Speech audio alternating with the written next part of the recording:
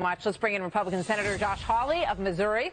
He is introducing the Make in America to Sell in America Act, saying American families are bearing the brunt of this crisis. Senator, good to have you with us today.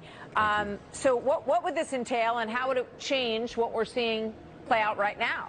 Well, it's a pretty simple idea, Martha, which is that all of those goods that you see there waiting off the coast, maybe we ought to be making some of those in the United States.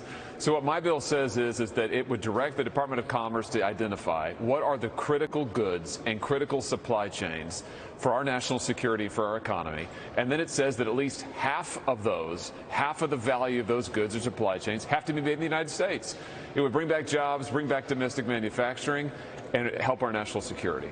So you think there would be support for this? Bipartisan Boy, I sure hope so. I sure hope so. I can't imagine why there wouldn't be. I mean, this is outrageous that we as Americans are more and more dependent on these foreign nations. Joe Biden is making us more dependent by the day. We should be going in the opposite direction. We're a strong country.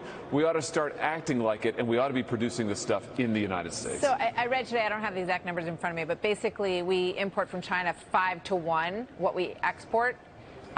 So that's part of the problem, too, right? So we're incredibly dependent on China. At the same time, we're dealing with these ramped-up hypersonic missile programs that they're doing. So they've really, sort of got us coming and going to some extent. There's a major national security component to this, Martha, which you just put your finger on. We have record trade deficits right now. We've got the Chinese, who are not just competitors to us, they are our opponents.